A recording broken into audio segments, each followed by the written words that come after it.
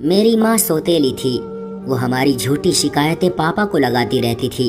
कभी तो वो नज़रअंदाज कर देती और कभी हमें मार पड़वा देती। मैं लड़की थी तो इसलिए मैं डर जाती थी और ज़्यादा से ज़्यादा माँ को खुश रखने की कोशिश करती और उनके सारे काम उनके कहने से पहले ही कर दिया करती। लेकिन मेरा भाई जो हर किसी का सरदर्द बना हुआ था, सौतेली माँ के ढाए गए जुल्मों की वजह से वो चिड़चिड़ा सा रहने लगा।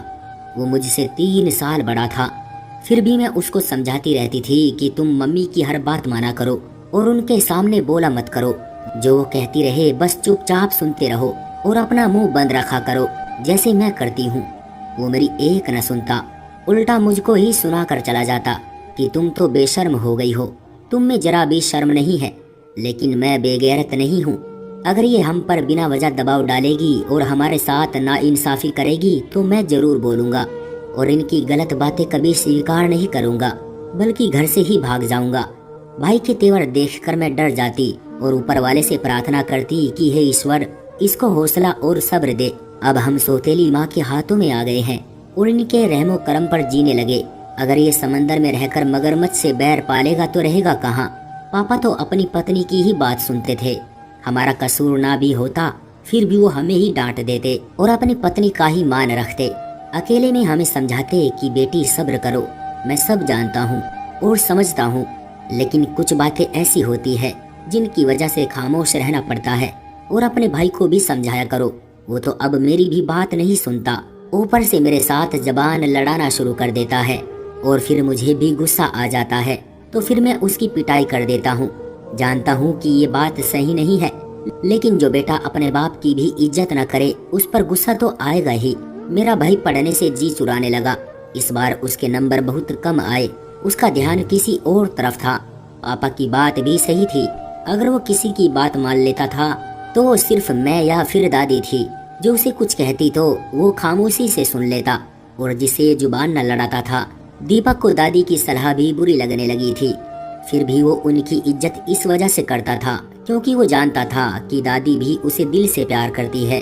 जब वो 7वीं क्लास में था, एक दिन हमारी सौतेली माँ ने उसको बिना वजह डांट दिया और हमारी माँ को बद्दुआएं देने लगी और कहने लगी कि खुद तो मरकर चैन से है और इस शैतान के बच्चे को मेरा कलेजा जलाने के लिए यहाँ मेरी छाती पर छोड़ गई है। कितना अच्छा होता कि इस मनहूस को भी अपने साथ ले जाती तो आज मेरी जिंदगी सुकून से गुजर रही होती। जवाब के लिए अभी दीपक ने मुंह खोला ही था कि अचानक पापा घर आ गए। पूछा क्यों कोस रही हो बच्चों को। कहने लगी इस कमबख्त से कितनी बार कहा है कि छत पर पतंग लूटने मत जाया कर, ये मानता ही नहीं, जब देखो छत पर चढ़ा रहता है। दीपक ने कहा पापा जी, मैं पतंग के पीछे छत पर नहीं चढ़ा था, बल्कि भाई जो छत पर चला गया था उसके पीछे गया था कि कहीं वो सीढ़ियों से गिर ना जाए, उसे पकड़ कर ला रहा था। तो माँ मुझको बिना वजह कोसने और बुरा भला कहने लगी। हमको कुछ भी कह ले, लेकिन हमारी माँ को तो बद्दुआएं न दे, उन्होंने इनका बिगाड़ा क्या है। इनको समझाइए, अगर अब ऐसा कहा तो मैं कहीं से पिस्तौल लेकर आऊंगा और ऊपर वाला जाने आगे वो क्या कहने वाला था कि पापा ने उसके मुंह पर थप्पड़ मार दिया और बोले ये पिस्तौल का जिक्र तेरी जुबान पर कैसे आ गया। इतनी सी उम्र में तू पिस्तौल की बातें करने लगा है, क्या डाकू बनेगा तू जो पिस्तौल लाएगा। और ये तो बता जरा लाएगा कहाँ से। दीपक को डांट पड़ ही रही थी कि दादी से मिलने के लिए फूफा और बुआ जी आ गए। उन्होंने जब दीपक को रोते हुए देखा तो बुआ जी उठी और बोली भाई साहब, अगर आप पर दीपक इतना ही भारी है तो आज से मैं रखूंगी उसको अपने पास, पढ़ा लिखा दूंगी, इंसान बन जाएगा। हर वक्त की डांट भी बच्चों के लिए अच्छी नहीं होती, इस तरह तो बच्चा और भी ज्यादा बदतमीज हो जाता है। हम दीपक को आज ही अपने साथ घर ले जाएंगे। पापा भी इन रोज रोज के तमाशों से तंग आ गए थे। आखिर क्या करते, पत्नी को खुश रखते या बेटे की तरफदारी करते। उन्होंने कहा मेरी तरफ से इजाजत है, अगर तुम्हारे काबू आता है तो ले जाना इसे। बुआ जी ने दीपक से कहा कि अपने कुछ कपड़े और किताबें बैग में रख लो और अब तुम मेरे साथ मेरे घर चल कर रहो। यहाँ पर ना तो तुमको सुकून है और ना ही दूसरों को। मैं वहाँ अलग से कमरा दे दूंगी तुम्हें, बस तुम दिल लगा कर पढ़ाई करना। जब चाहो दादी और अपनी बहन से मिलने आ जाया करना। दादी ने भी दीपक को यही कहा कि तुम अपनी बुआ के घर जाकर रहो, मुझसे तुम्हारा रोना धोना और बर्दाश्त नहीं होता। असल में मैं नहीं चाहती थी कि मेरा भाई अपने घर से चला जाए और बुआ के घर रहे और मेरी आंखों से दूर हो जाए। मैं दीपक को देख देख कर जीती थी और लगता था जैसे इसके खातिर ही जिंदा हूँ, वरना मुझे भी अब जिंदगी से कुछ ज्यादा दिलचस्पी नहीं है। खैर, वो शाम को बुआ जी के साथ उनके घर चला गया। बुआ का घर ज्यादा दूर न था। दीपक का स्कूल हमारे और बुआ के घर के बीच में पड़ता था।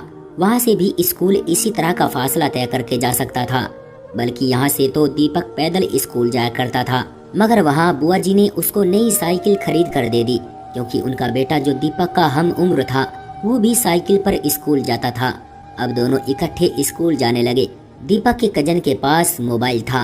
वो स्कूल के बाद घर आकर अपने फोन में गेम खेलता, तो दीपक को भी ख्वाहिश होती कि उसके पास भी उसका अपना ऐसा ही फोन हो और वो भी नेट पर गेम खेले। वो उसको थोड़ी देर अपना फोन देकर वापस ले लेता, लेकिन ज्यादा नहीं देता था। इन दिनों ये फोन नए नए आए थे तो महंगे भी होते थे। हमारे घर में तो ऐसा मोबाइल जिसमें इंटरनेट चलता हो किसी के पास न था।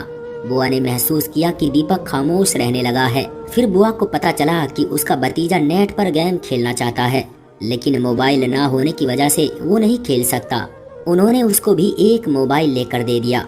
मोबाइल का हाथ में आना था कि दीपक की जैसे सारी दिमागी परेशानियां खत्म हो गई। अब तो जब देखो वो मोबाइल में लगा रहता। कमरे में खामोशी छाई रहती। बुआ जी खाने के लिए आवाज देती तो दीपक आ जाता। बस ये तो अब हर वक्त गेम ही खेलता रहता था। बुजुर्गों का फर्ज होता है कि बच्चों के हाथ में अगर ऐसी चीज दे देते हैं तो उन पर नजर भी रखनी चाहिए कि वो क्या देख रहे हैं और किस तरह के गेम्स खेल रहे हैं। लेकिन ऐसा सहूर ना तो मेरी बुआ को था और ना ही फूफा को, बल्कि फूफा को तो अपने कारोबार से ही फुर्सत नहीं थी कि वो अपने बच्चों के बारे में कुछ सोचते। यहाँ घर में पापा और हम सबको दीपक से ये शिकायत थी, घर में नहीं टिकता और स्कूल से आते ही दोस्तों के पास चला जाता है। और वहाँ बस ये शिकायत थी कि हर वक्त मोबाइल में लगा रहता है। दीपक यहाँ भी सरदर्द बना रहा और अब वहाँ बुआ जी के घर में सारा वक्त बल्कि सारी रात ऊपर वाला जाने नेट पर क्या क्या देखता था कि सुबह हो जाती थी। रातों को जाग जाग कर रंग भी पीला हो गया था। स्कूल जाने और पढ़ने पढ़ाने में भी अब उसका दिल ना लगता। आखिरकार एक दिन फूफा ने दीपक का मोबाइल चेक किया तो पता चला कि वो ऐसे गेम खेलता है जिसमें रोबोट और जवानों के हाथों में पिस्तौल और बंदूकें होती है। वो ठा ठा कर लोगों को मारते जाते हैं। जो ज्यादा इनेमी बंदे मारे उनके ज्यादा नंबर बनते। वो इनेमी बच्चों के पसंदीदा बन जाते हैं। बुआ जी और फूफा जी ने दीपक को बहुत रोका, मना किया, समझाया कि बस कुछ वक्त के लिए मोबाइल इस्तेमाल किया करो, मगर सारा दिन इसके पीछे अपना दिमाग मत थकाओ और ना आंखें फोड़ो। सेहत अलग से खराब होती है और पढ़ने में भी पीछे रह जाओगे। मना करके दोनों थक गए। फूफा ने तो अपने बेटे की बहुत पिटाई की। दीपक को भी डांट से कंट्रोल करना चाहा, मगर कुछ भी हासिल नहीं हुआ। वो अपने बच्चे पर कंट्रोल कर सकते थे और उन्होंने किया भी, और इससे मोबाइल छीन कर रख लिया। वो दीपक पर एक हद तक शक्ति कर सकते थे, क्योंकि वो खुद ही तो उसे एक अच्छा इंसान बनाने के लिए बाप के घर से लेकर आए थे। बहरहाल किसी तरह दीपक ना माना। एक दिन बुआ ने आकर पापा और दादी को बताया कि दीपक मोबाइल को एक नशे के तौर पर इस्तेमाल करने लगा है। अब मैं क्या करूं? दादी बेचारी उसके सुधरने की प्रार्थना के और क्या कर सकती थी। वह हर पूजा के बाद पोते के लिए सीधे रास्ते पर आने की प्रार्थना करती। और पापा ने भी कह दिया, बहन, जब ये 8वीं में था, जब मैंने ये बेटा तुम्हारे हवाले किया था, तुम जानो या वो जाने, मेरा इससे कोई वास्ता नहीं है। वापस आएगा और नहीं मानेगा तो फिर पिटाई करूंगा।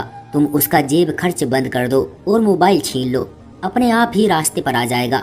बुआ जी अपने ऊपर ये बात नहीं लेना चाहती थी, मगर वो फूफा जी की भी नहीं सुनता था। फिर एक दिन पापा खुद जाकर दीपक को बहन के घर से ले आए और कहा कि तुमने बहुत ऐश कर ली और बहुत इन लोगों ने तुम्हारी डिमांड पूरी कर ली। क्या नतीजा निकला? यहाँ कम से कम पास तो हो जाते थे, अब तो 8वीं में भी फेल हो गए। वहाँ रहने का क्या फायदा हुआ? तुम यही रहोगे मेरी नजरों के सामने। अब अगर फेल हुए तो याद रखना, खाल उधेड़ कर रख दूंगा तुम्हारी। पापा ने दीपक से मोबाइल फोन भी छीन लिया कि जब मैट्रिक में अच्छे नंबर लाओगे तो दे दूंगा। अब तुम उसको हाथ में भी नहीं लोगे। दीपक को सब गवारा था, मगर वो अब मोबाइल पर गेम देखे बगैर जिंदा नहीं रह सकता था और ना सांस ले सकता था, जैसे उसको कोई दिमागी बीमारी लग गई हो। वो पागल सा हो गया था और सबके साथ बदतमीजी करने लगा। हर एक के मुंह को लगने लगा। छोटी बहन भाइयों से भी लड़ने झगड़ने लगा। जिस पर सौतेली माँ उसको बद्दुआएं देती तो मैं रोने लगती। पर हमारी जिंदगी नर्क बन गई थी। इस खींचातानी के माहौल में दीपक ने स्कूल को अलविदा कह दिया। घर से स्कूल जाने का कहकर निकलता और आवारा लड़कों के पास जाकर मोबाइल पर उल्टी सीधी चीजें देखने में वक्त बर्बाद करता। शुरू में पापा को पता न चला, लेकिन जब किसी मोहल्ले वाले ने आकर पापा को दीपक की इन हरकतों के बारे में बताया तो पापा ने दीपक भाई को बहुत मार दी। लेकिन उसे तो जैसे हर वक्त मार खाने की आदत सी हो गई थी। ऐसा लगता था कि मार खाना उसका नसीब बन गया है। अब तो उसके घर से निकलने पर भी पाबंदी लगा दी थी। पापा उसको कमरे में बंद करके ताला लगा देते थे, लेकिन वो खिड़की से बाहर कूद कर बाहर निकल जाता। 2 साल तक ऐसा ही चलता रहा। तब आकर पापा ने अपना रवैया बदल दिया। फिर उसको पूरी आज़ादी मिल गई। उसने छुपकर गलत तरह की फिल्में देखना शुरू कर दी। उसने फिल्मों में हीरो को डाकू के रूप में देखकर खुद भी डाकू बनने की ठान ली। उसकी हिम्मत यहाँ तक बढ़ गई थी कि एक दिन अपने एक दोस्त के साथ मोटरसाइकिल पर वो अपने इलाके से दूसरे इलाके में चला गया और दोनों ने आधे आधे पैसे देकर एक बंदूक खरीद ली जो बिना लाइसेंस की थी। दोनों बारी बारी बंदूक अपने पास रखते थे और किसी सुनसान जगह पेड़ों के तनों पर निशाने की प्रैक्टिस करते। एक दिन उस जमीन के मालिक ने दीपक को बंदूक के साथ देखा, जो अपनी जमीन देखने के लिए गया था। उसने आकर पापा को बता दिया कि तुम्हारे बेटे के पास बंदूक है, जरा ध्यान रखो अपने बेटे का, कहीं कुछ गलत न कर बैठे, आप फंस न जाए कहीं। अपने बेटे की गलतियों का हर्जाना तुम ही भरोगे, याद रखना। वो आदमी पापा को और भी ज्यादा भड़का कर चला गया। दीपक के घर आते ही पापा ने फिर उसको बहुत मारा। हमारे घर में तो क्या, हमारे खानदान में कभी किसी की इतनी पिटाई नहीं हुई थी। लेकिन दीपक पर अब पिटाई का भी असर नहीं होता था, बल्कि अब तो वो खुल्लम खुल्ला कहने लगा था कि मैं डाकू बनूंगा और फिर देखना कोई मेरा क्या बिगाड़ता है। जिसने मुझसे कुछ कहा या मुझसे कोई उल्टी सीधी बात कही तो उसको बंदूक से उड़ा दूंगा। कम उम्र में गेम में नकली नौजवानों को बंदूकें चलाकर ऐसे गिराते हैं जैसे कि वो गुड्डे गुड़िया या मिट्टी के पुतले मार रहे हों। अब उसका दिमाग पक्का हो गया कि सचमुच के इंसान मांस के बने हुए हैं, बस ठा ठा करके मार दो, वो जैसे मिट्टी के पुतले हों। जैसे किसी इंसान को गोली मारने से किसी को कोई फर्क नहीं पड़ता। फिर मेरे मासूम भाई ने डाकू बनने के लिए घर से ही भागना शुरू कर दिया।